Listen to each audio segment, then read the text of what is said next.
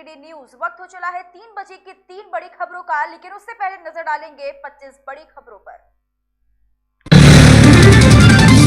भाजपा में शामिल होंगे पूर्व सीडीएस विपिन रावत के भाई सुखबीर बादल ने मांगा चन्नी का इस्तीफा। सुप्रीम कोर्ट ने जताई नाराजगी। आंध्र प्रदेश व बिहार के प्रमुख सचिव आज ही तलब आदेश के बावजूद कोरोना में जान गंवाने वालों के परिजनों को नहीं दिया मुआवजा। गोपालपुर या मैनपुरी की सीट से चुनाव लड़ सकते हैं अखिलेश यादव, पार्टी में मंथन शुरू।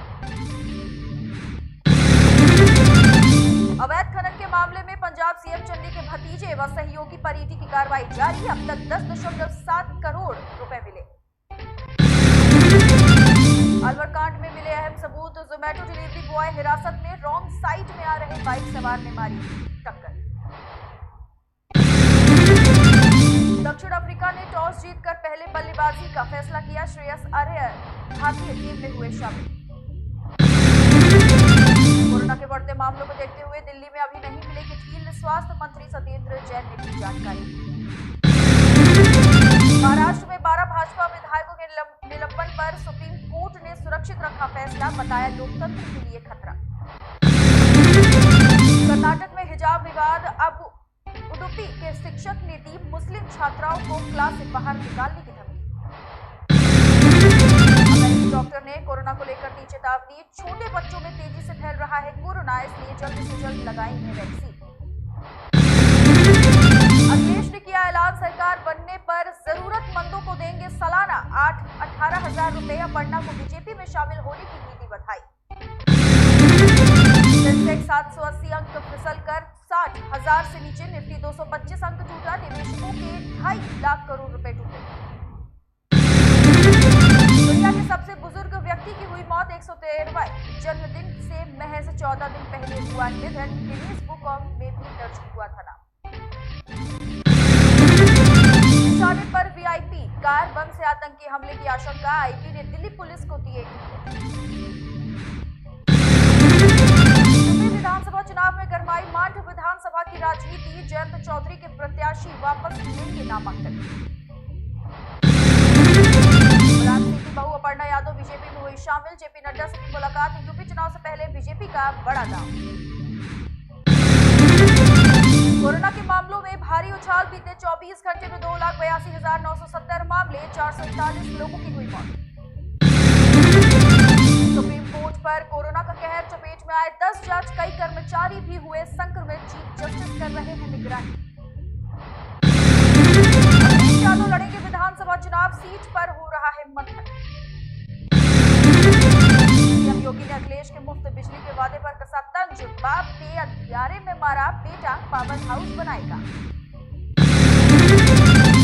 गैंगरेप हत्याकांड मामले में हाईकोर्ट के समक्ष पेश नहीं हो सके डीजी। सीबीसीआई 28 को फिर तलब। कोरोना का कोहराम। बीते 24 घंटे में आए 1 लाख से ज्यादा मामले।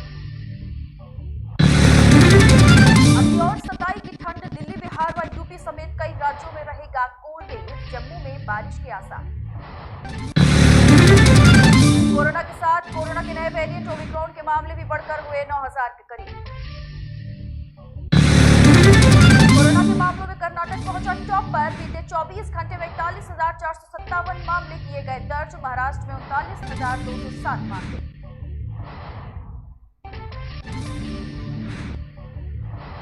अब आगे बढ़ेंगे खबरों की ओर। अपर्णा यादव यानी समाजवादी पार्टी के संरक्षक मुलायम सिंह यादव की छोटी बहू आज भारतीय जनता पार्टी बीजेपी में शामिल हो गई हैं। बीजेपी के प्रदेश अध्यक्ष स्वतंत्र देव सिंह ने उन्हें बीजेपी में शामिल कराया।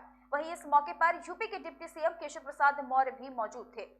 बता दें कि अपर्णा यादव को बीजेपी की सदस्यता दिलाकर दोनों ने सपा अखिलेश यादव पर जमकर हमला बोला। वहीं अपर्णा यादव ने 2017 का विधानसभा चुनाव लखनऊ की कैंट सीट से चुनाव लड़ा था। सपा की ये उम्मीदवार बीजेपी की प्रत्याशी रीता बहुगुणा जोशी से हार गई थी। हालांकि अपर्णा ने करीब 63,000 वोट भी हासिल किए थे।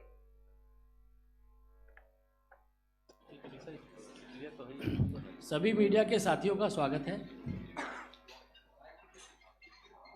मित्रों, आप सभी देख ही रहे हैं पूरे देश में और जो 5 राज्यों में चुनाव हो रहा है, उसका माहौल आप सब लोगों को स्पष्ट दिख रहा है। बड़ी संख्या में जो लोग विकास की राजनीति करना चाहते हैं वह सब लोग भारतीय जनता पार्टी में शामिल हो रहे हैं। सभी राज्यों में लगातार ज्वाइनिंग हो रही है और इसी कड़ी में आज एक बहुत महत्वपूर्ण ज्वाइनिंग दिल्ली में है। आप सब लोगों का परिचय है ही। आदरणीय मुलायम सिंह यादव जी की पुत्रवधू अपर्णा यादव जी आज भारतीय जनता पार्टी में शामिल हो रही हैं। भारतीय जनता पार्टी की नीति यशस्वी प्रधानमंत्री नरेंद्र मोदी जी के नेतृत्व से प्रभावित होकर आज भारतीय जनता पार्टी की सदस्यता ले रही हैं और इस अवसर पर भारतीय जनता पार्टी उत्तर प्रदेश के अध्यक्ष स्वतंत्र देव जी हम लोगों के मध्य हैं। उत्तर प्रदेश के उप मुख्यमंत्री श्री केशव मौर्य जी हम लोगों के मध्य हैं। श्री दयाशंकर जी हम लोगों के मध्य हैं।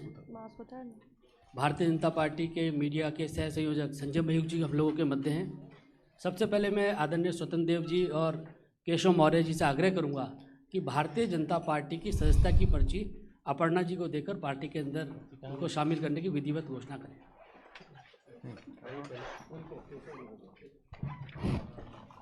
बहुत बहुत स्वागत है आपका। हाल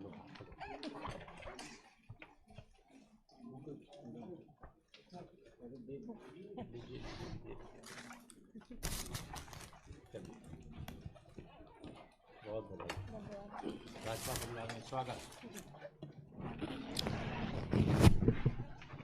आदरणीय स्वतंत्र देव जी से मेरा आग्रह है कि अपर्णा जी का शब्दों के माध्यम से पार्टी में स्वागत करें।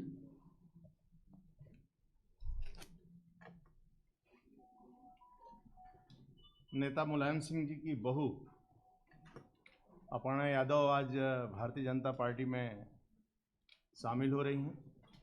मैं हृदय से स्वागत करता हूं। और कारण क्या है, उत्तर प्रदेश के बारे में आप जानते हैं। उत्तर प्रदेश सपा के शासन में पश्चिमी उत्तर प्रदेश का चुनाव चल रहा है।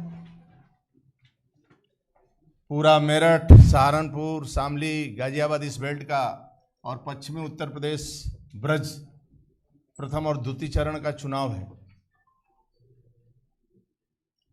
और सपा के शासन में गुंडागर्दी और गुंडागर्दी को इतना महत्व दिया जाता है कि पश्चिमी उत्तर प्रदेश में कोई बेटी या कोई बेटा या किसान सुरक्षित नहीं रहता है। 5 बजे वो अपना दरवाजा बंद कर लेता था। यदि कोई व्यक्ति किसी को छेड़ देता था, यदि पुलिस गिरफ्तारी कर लेती थी तो मियां जान का फोन आ जाता था। यानी सपा के शासन में अखिलेश यादव की नहीं चलती थी, केवल आजम खान की चलती थी और एक आतंक का माहौल था। अपर्णा को शुरू से लग रहा है कि केंद्र में आदरणीय मोदी जी, राज्य में योगी जी, एक अच्छा सुशासन है, कानून का राज है और ये राज रहना चाहिए। इससे प्रभावित होकर भारतीय जनता पार्टी में शामिल हुई हैं। मैं हृदय से स्वागत करता हूं। और भारतीय जनता पार्टी में 2 ही काम है, संगठन का विस्तार और कार्यकर्ता का निर्माण, कि आगे बढ़कर ठीक ढंग से नेतृत्व करे और पार्टी का विस्तार हो। मैं पुनः हृदय से स्वागत करता हूं अपर्णा जी का। और पार्टी में आने से पार्टी का कद बढ़ेगा और पार्टी का सम्मान बढ़ेगा। बहुत बहुत धन्यवाद। मैं आदरणीय केशव मौर्य जी से आग्रह करूंगा कि वह भी इस अवसर पर अपने विचार रखें। आज उत्तर प्रदेश के पूर्व मुख्यमंत्री श्री मुलायम सिंह यादव जी की पुत्रवधू श्रीमती अपर्णा यादव जी भारतीय जनता पार्टी परिवार का हिस्सा बनी हैं। मैं सबसे पहले भारतीय जनता पार्टी परिवार में आपका स्वागत करता हूं। मुझे यह कहने में प्रसन्नता हो रही है कि निश्चित तौर से श्री मुलायम सिंह यादव जी की पुत्रवधू होने के बाद भी समय समय पर आपने जो अपना विचार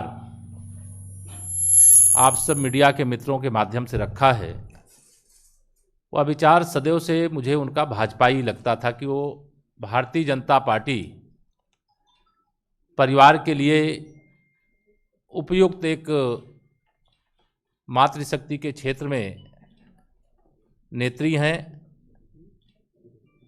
बहुत दिनों से चर्चा के बाद आज उन्होंने यह फैसला लिया कि हम भारतीय जनता पार्टी परिवार का हिस्सा बनेंगी। माननीय प्रधानमंत्री श्री नरेंद्र मोदी जी के नेतृत्व में जो देश और प्रदेश का विकास हो रहा है, आदरणीय योगी आदित्यनाथ जी के नेतृत्व में जो हम लोगों ने उत्तर प्रदेश को विकास के एक नए कीर्तिमान की ओर ले जाने में सफलता अर्जित की है, यह सारे विषयों को ध्यान में रख करके शामिल होने वालों की एक बहुत बड़ी श्रृंखला है। उसी के क्रम में आज अपर्णा जी आई हैं। मैं उनका स्वागत करते हुए यह भी कहना चाहूँगा कि उत्तर प्रदेश के पूर्व मुख्यमंत्री और समाजवादी पार्टी के वर्तमान अध्यक्ष श्री अखिलेश यादव जी अपने परिवार में ही सफल नहीं हैं और प्रदेश के मुख्यमंत्री के रूप में भी असफल रहे हैं, सांसद के रूप में भी असफल हैं और उनको इतना लंबा समय भारतीय जनता पार्टी प्रत्याशियों की पहली सूची आई, हमारे माननीय मुख्यमंत्री जी का मेरा भी नाम पहली सूची में आया, लेकिन अभी भी कहते थे कि हमने बड़ा विकास किया है। जो विकास योजनाएं आती थी उस पर स्टिकर चस्पा करने का काम कि हमने ये शुरू किया है, और कोई विकसित क्षेत्र उनके द्वारा जो विकास किया गया उस क्षेत्र से उनके अंदर चुनाव लड़ने की हिम्मत नहीं हो रही है। यह जान करके मुझे आश्चर्य हो रहा है, लेकिन इस समय मैं इस बात को न करके मैं अपर्णा जी का भाजपा परिवार में स्वागत करता हूं और भाजपा परिवार में आकर के उनको बहुत मैं मानता हूं प्रसन्नता हुई होगी। वह आदरणीय बालूनी जी हमारे अभी बताएंगे, वो अपने विचार को संक्षेप में यहाँ रखेंगे भी। धन्यवाद। मेरा आदरणीय अपर्णा जी से आग्रह है कि जो मीडिया के साथी उनको संबोधन करें।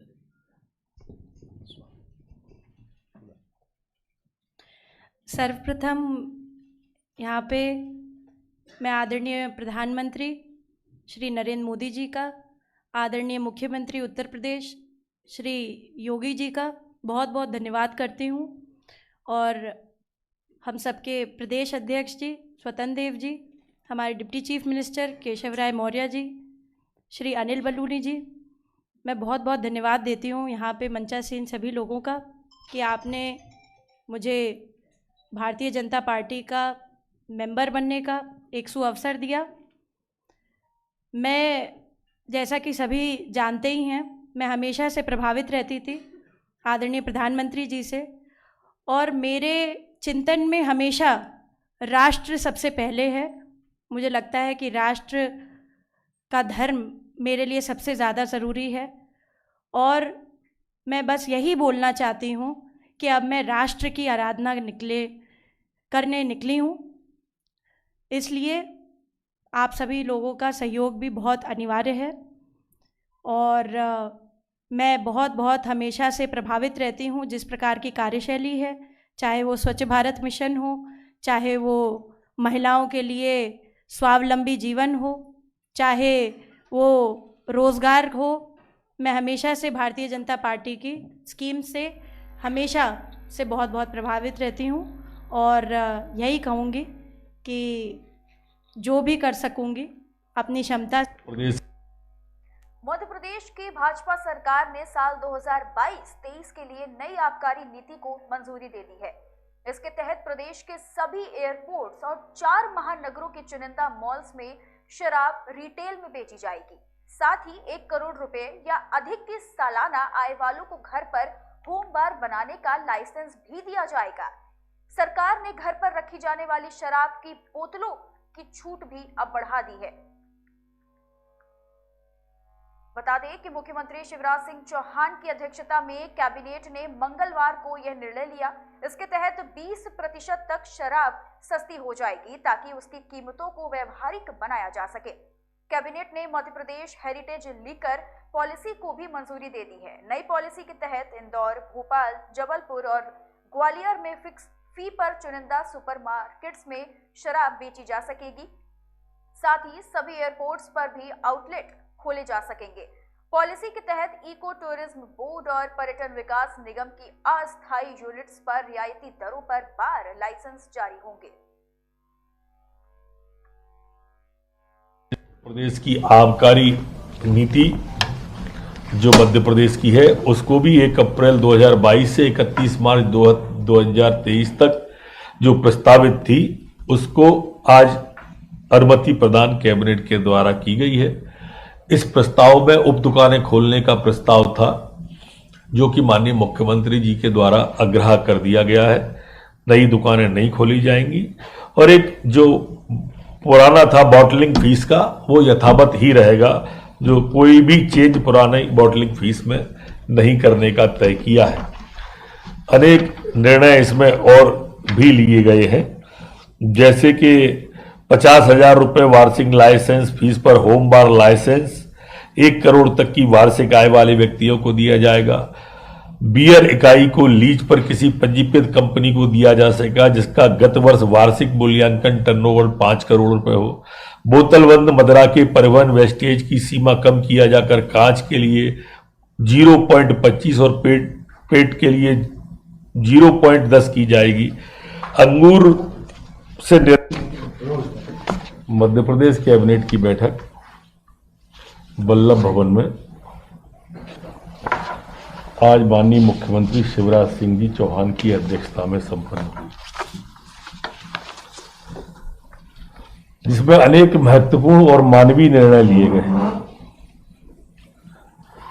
जैसा आप सबको विदित है कि बहुत संवेदनशील मुख्यमंत्री के रूप में देश के अंदर हमारे मुख्यमंत्री की पहचान होती है। एक सामाजिक पहल उन्होंने आज की है और सामाजिक पहल में घरेलू हिंसा से पीड़ित जो हमारी बेटी बहन बहू है, इन सब बालिकाओं और महिलाओं के लिए आज एक प्रस्ताव कैबिनेट से पास किया है।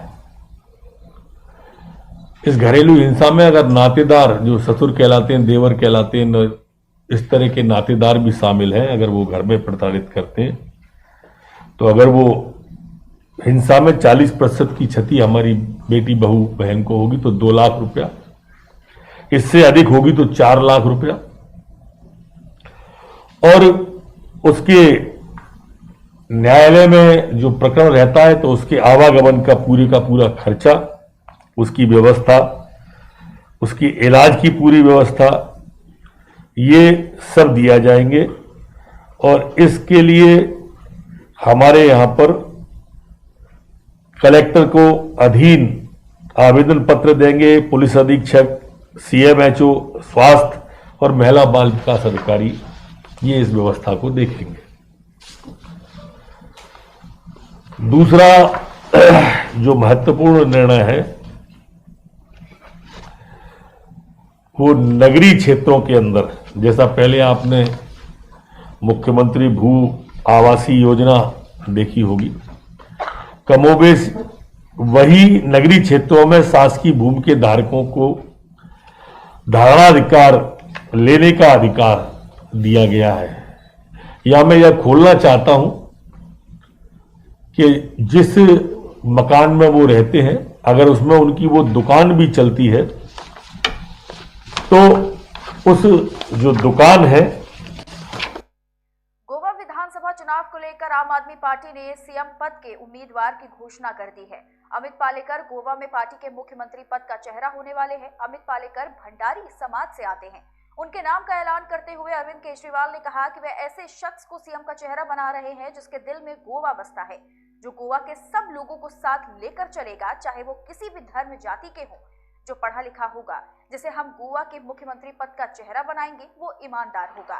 गौरतलब है कि आपने इसी महीने की 8 तारीख को गोवा विधानसभा चुनाव के लिए उम्मीदवारों की पहली सूची जारी की थी।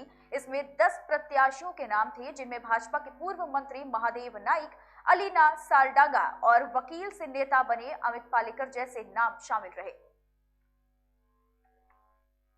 वैसे तो आज का ये कार्यक्रम किसी बड़े मैदान में होना चाहिए था, रैली के तौर पे होना चाहिए था, पर हम सब लोग कोरोना की मार से जूझ रहे हैं, पूरा देश जूझ रहा है, इसी वजह से हम पूरे कोविड प्रोटोकॉल्स को फॉलो करते हुए आज ये कार्यक्रम, एक छोटा कार्यक्रम कर रहे हैं, लेकिन मैं समझता हूँ कि संदेश पूरे गोवा नहीं पूरे देश में आज चला जाएगा।